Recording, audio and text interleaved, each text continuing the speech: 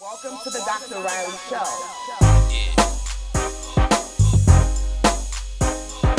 I'm your host, Dr. Anissa Reilly. Hello, everyone, and welcome to the Dr. Reilly Show. I'm your host, Dr. Anissa Reilly, and it is an honor and a privilege to have you join us today as we talk about a very important and sensitive topic, issues about sexual trauma. That's right, you heard me, sexual trauma. So today we have a guest with us who's going to walk us through sexual trauma. Her name is Nikki Brown, also known as the Coochie Coach. Nikki, welcome. Thank you, Dr. Reilly. I am so glad and happy that you agreed to join us today to talk about a very important topic, sexual trauma. So my first question to you would be, what does sexual trauma mean to you? Sexual trauma. Well, first of all, for me, they're two different things until they're merged. So sexual is a whole one experience, right? So that can be pleasant. That can be enjoyable. That's something that we invite into our lives, right? And then there's the traumatic piece, the piece that when it's not wanted, when it's invasive and someone comes into your space that you didn't require or ask them or any of that, and then they are merged together and then it becomes something altogether different. And so it is unwanted experience, but the traumatic part is the impact on the person. Like, how do they deal with this experience? How did this happen? Am I at fault? All these kinds of questions that comes up when someone is impacted by sexual trauma. And what's so interesting about those terms and the way you described it so vividly, I think everyone is clear now about what sexual trauma is that women, 1 in 5 women are victims or experience sexual trauma. Absolutely. And I know that you are part of that statistic. So can you just share a little bit about your experience? Well, one, I want to say something about statistics, because I have these statistics that I say when I speak in front of audiences, and I use this thing. It's every 97 seconds, someone is impacted by something that I call sexually mishandled. So we throw sexual trauma in there, but sexually mishandled could be anything from somebody fondled you that you didn't want to somebody actually took a part of your body in a way that you didn't want it to happen. So that's every 97 seconds, someone is having that experience, right? And then 97% of teenagers, right, are experiencing what they call premarital sex. I don't know what that is because most people ain't getting married, and when they do, 50% of them are getting a divorce, but whatever, right? So every 97% are experiencing that. And then you have another 97% of some other number I can't remember, but it's like something that's happening often, right? But what's not happening is like there's not a 97% of people are telling a right? story. 97% of these people are getting victories over it, but people are suffering. Yeah. And so a lot of times it is imperative that we have safe spaces. When someone says, this has happened to me, how are they received, right? Are they looked at like, what the hell did you do? And let me stop you right there, because when you talk about a safe space, that's the reason why we wanted to create this platform today, so that people can know that, yes, it's okay to talk about it, it's okay to share, it's important to talk about it, it's important to share, and you're not alone. Exactly. And those of us who have experienced some type of sexual trauma or sexual mishandling, okay, so I think that's important for people to understand. There's a sexual mishandling involved in this too, that there is an opportunity for us to be successful and not get stuck as trauma often does to certain people. Absolutely. So you're 1 or 97 second mishandling. Listen, I'm a statistic, but I'm a variety of statistics. So I feel like, you know, my 97 seconds happened when I was 8, right? Another 97 seconds happened. I know what it was. It was like every 97 seconds, somebody gets an STD or something. You know, it's like all kinds of statistics that are happening. So, yeah, but for me, it has been, I would have to say, I had trauma that I didn't know about, right? That's called a blind spot. You got things that are happening in your life and you don't even know why, right? And so my 97 second happened at age 8, but I didn't think anything was different. But my behavior, when I look back at it, from 8 to probably 19 was reckless. But I thought, hey, I'm good. I'm going to school. I'm doing all the right things. I didn't see that as a problem. It wasn't until I started to really focus in on that issue that I was like, oh, snap, this really had an impact on my life. And so I began to address it. So you said at 8, so a lot of women had a sexual mishandling or a traumatic experience under the age of 10. Can you just give us a little understanding of what that looks like so we can be clear in our minds as to what happened? Well, what it typically looks like, it's a family member. It's someone close by. It's someone you trust, right? Because that's a big thing. When you're little, you trust everybody. And back then, I'm saying back then like I'm mad old, but we are. But in the 70s, it was, you can trust your cousin, you can trust your uncle, you can trust, like all of that. And they also force children to hug people, right? Oh, go hug so-and-so. Oh, go sit on so-and-so's lap. And there was no thing, right? Whereas now they're like, if a kid or a child is like, hey, I don't feel the vibe, then we are encouraged not to support that. And we are encouraged to support the child. And so then it wasn't that, right? It was, you can trust these family members and you can go and be in their company. And so for me, it was, I couldn't tell my mother. My mother, come on, you know my mother. I know your mother. So my mother was not the type, and she was a single parent. Right. How do you come home and tell your single parent that somebody we thought we could trust has done this thing? I already have this absentee other parent, so I'm gonna now risk because my mother's the type that believed me, right, and would kill. And it's funny you said, I read something where, from a parent's good heart place, they tell their child, if someone does something wrong to you, if someone touches you inappropriately, let me know because I'm going to kill them. And I heard a victim of sexual trauma say, the reason why they never told was because they knew their father was going to go to jail if they killed that person. Dude, I don't even need saying it. That's it. So in the parent's mind, the parent was doing what he or she knew to protect their baby, but from the child's perspective, it meant my parent could go to jail and I'm going to lose my parent. Absolutely. So we need to think about how we are assisting our babies and children and women, which we're talking about today, more specifically, to give them the tools and the strategies and the language to do that. That's the word, language. How are we languaging our support? Because for me, I did like you're saying, I immediately said, oh no, I can't tell my mother. She's gonna go to jail because my mother's the type that will kill a mother if they mess with me, right? So mommy's gonna go to jail. I'm gonna be raised by God knows who, the molester's family. Right. Oh hell no, we can't let that happen. So let me be quiet about it.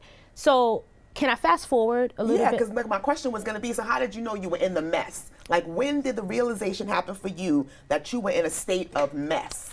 I was 14. I knew something was off. I was sexually promiscuous. Belligerent. I don't even know if the word was promiscuous. Promiscuous is the cute way of saying it, but I think that I was just reckless. And I was reckless thinking that I was being responsible or thinking that I was acting out in my own way because this is what I thought I wanted to do. But I was 14 years old. And I was in school. My mother paid for tuition, so I was in Catholic school. I was this safe space, so it seemed. And then one day, because I was acting out so much, one of the nuns invited me to therapy, and it was group therapy. And my friends were in group therapy, and so I was like, oh good, we get to go on Fridays, and we get lollipops. I was there for the Charms lollipop. I wasn't there to— Those are good lollipops. Those are good lollipops, right? I was there for the blow pop. I was like, okay, I'm gonna get a blow pop. All I gotta do is sit through this 50 minutes and get my reward.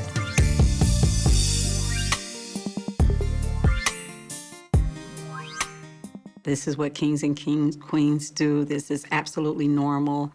And I believed it. I believed that this was something that just happened to children. As I got older, it got more progressive. At age 15, he had sex with me. It was so much brainwashing to the point where I didn't even love myself. It made me promiscuous. It made me think that drugs were the only way out. It's like I was looking for love in all the wrong places. So I had to forgive him and move on. I'm glad to know that there's somebody that understands what it means to have your everything stripped from you. I just think it's just the best organization that they could have for people that are afraid to run, people are afraid to tell. Don't be afraid. Don't be afraid to tell.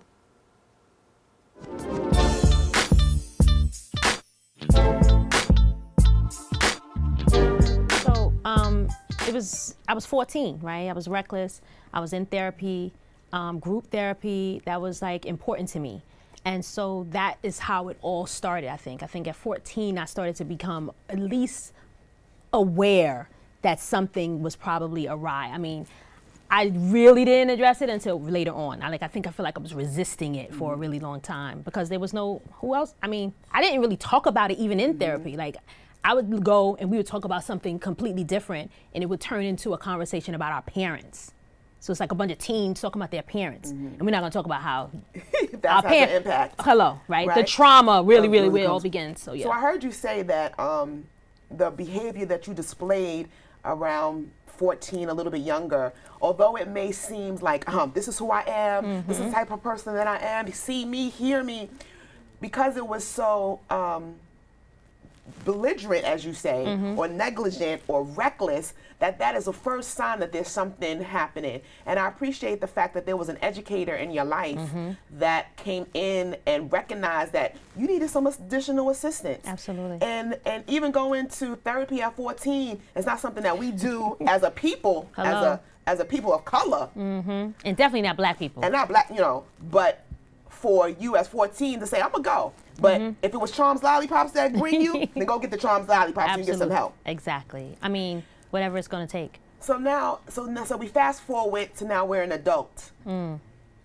So can we share how those foundational experiences and how they were brought into your adulthood? Oh, I mean, well, I have to say, I think that I have always naturally been the kind of person that wanted answers to things. Like, I'm going to ask the question. I'm going to say the thing that nobody's going to say. I'm going to make the room totally uncomfortable, which y'all going to deal with this shit, right?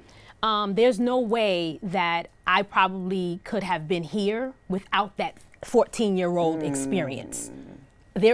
Even if I didn't go do anything after that, that foundation of there's another way to deal and handle. So I did some transformational work at like 35, so 14 to 35. 21 years.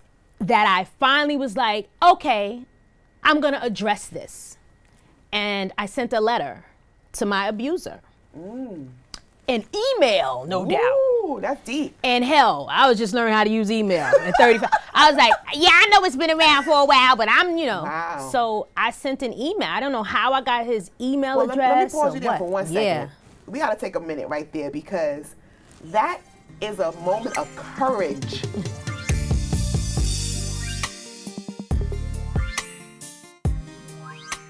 This would go on for hours, and when I would cry or when I would scream or when I would struggle, he'd like hit me over and over and over again to break me.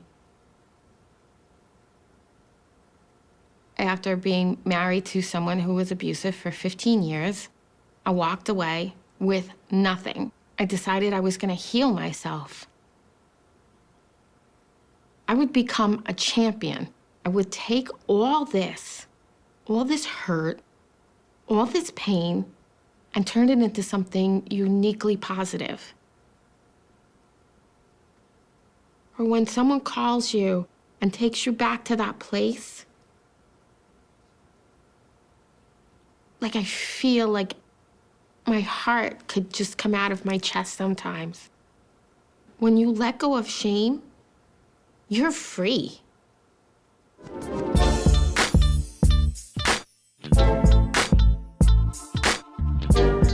So writing a letter to your abuser takes courage. So can you share with us with that letter? Well, first of all, I have to say, like I said, I did this transformational work, right? And so at 35, and if at 14 I started the therapy that I didn't continue, but 35 going to this transformational session, there was a letter writing portion. And so we did letters like to our parents and all that, like healing your childhood. So I was like, okay, great. Then I was like, what if I wrote a letter to old dude? So I did that. And in the letter, I basically took it. Now, it was my cousin. He's 16, I'm 8. Y'all know the math. Always happens. Right? So for me, it was like, you was an old mofo. You knew better. There ain't no accident, ain't no oops, right? So in my mind, it was, I needed to clear that. I didn't know that was a thing. Now I knew it was a thing that had been playing out. So let me stop you right there because I think that's important, because sometimes 8-year-old children or even young children think that it's acceptable when a family member that's a little bit older than you does that. Absolutely. So not knowing it was a thing at 8 is permission to realize that you can now know as an adult, I need some help. Well, here, the other part I want to say about being sexually mishandled, fondled, whatever the hell people want to try to segment it, is that there's a part of your body that likes it. It's totally wrong what's happening, but there's a part of you that's like, well, maybe it feels good. I'm a human being. And in my case, it was like, oh, I identified that I probably like boys. He just happened to be not the boy I should probably have a liking for. And so by the time I get to 35 and I want to describe to him in this letter, because I started telling him, remember when I was 8? Yeah, you were 16. But I said it in my wonderful Dean of Student Affairs 35-year-old voice, but very descriptive.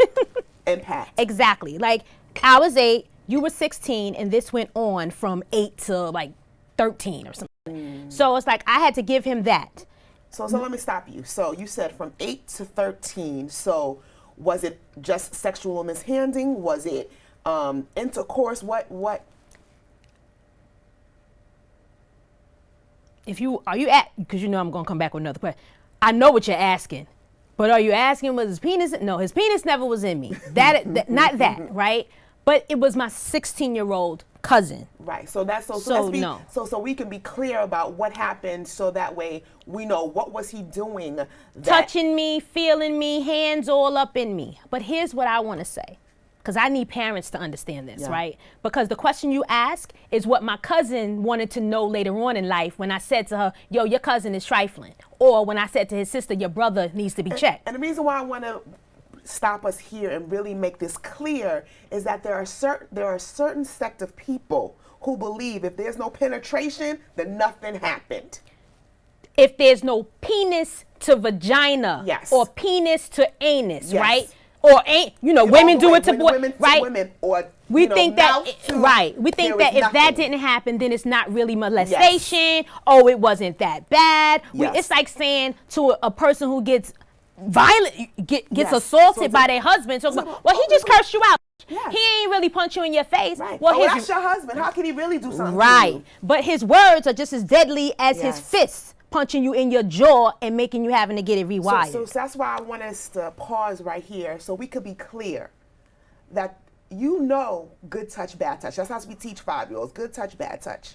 And so just because there is no penis to vagina interaction, penetration, or anywhere else, that doesn't mean that you aren't a victim. Absolutely. And hand to vagina is victimization all the same. Because if it's not warranted, if I didn't ask you, if I'm not consenting to this, then there is an invasion, right, of my innocence, if for nothing else. Yeah. Right? Because I didn't know anything about that. I just know about me having my own body and keeping it pushing.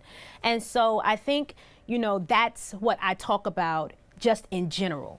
I share my story because I think that other people get an opportunity to get free from their story, but I also don't try to minimize what happened, because that's what the people who didn't have the experience do. Right. So I can't re-victimize, re-traumatize my own damn self and trying to act like the story wasn't that deep. And my cousin would be like, well, did he, well, Nikki, he did, well, did he? I said, chick, he's 8 years older than me. Now, if I tried to date somebody 8 years older than me, there would be a problem. At 16, my mother would have been like, no, you ain't bringing that man in here to do nothing, right? So the same is true when you're 8. Right. And so, can I tell you, something happened at 19, though. Go ahead, if you want to share. So at 19, I saw this person for the last time probably in my life before I saw him at 47. And he touched me. Like, it was eerie. I don't know how this even happened. It was like, we were in college, and I'm at my aunt's house. It's Mother's Day. All of the aunts leave the house. I didn't want to go to church. I didn't think this psycho was in the house. I'm thinking, I don't want to go to church. That's all I thought. I just drove down from Maryland. I don't want to go to church. So I ended up being in the house with him, and he was in the same room as me, and I had always made sure that I wouldn't be in the same room with him. And he put his hand on my shoulder. It was like ice. And in that moment, I had so much courage and power. Like I said, if you don't get your hand off of me, I will kill you.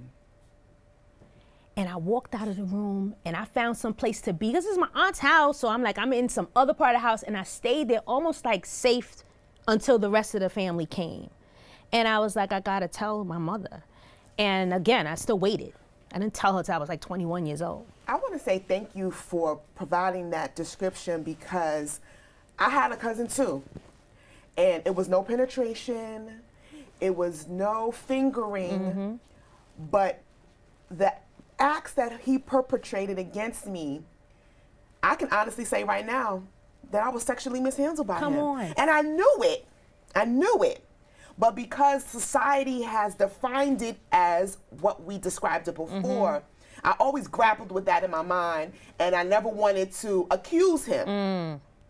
But as I sit here today listening to your story, he abused me. Absolutely. Because even to this day, his hugs, I'm like, "Nigga, don't touch me." Right.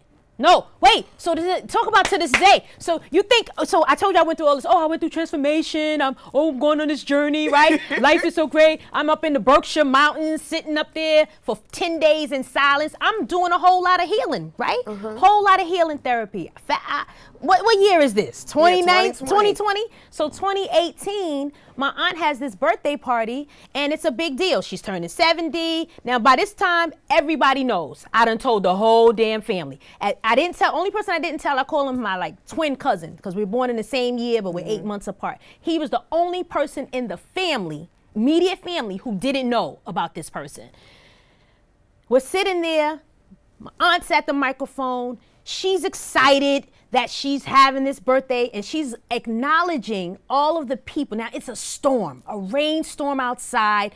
Everybody's come from all different places to come and celebrate her 70th birthday. And she acknowledges who I call the Grim Reaper, about how he came from blah, blah, blah to celebrate her birthday. And I'm like, word?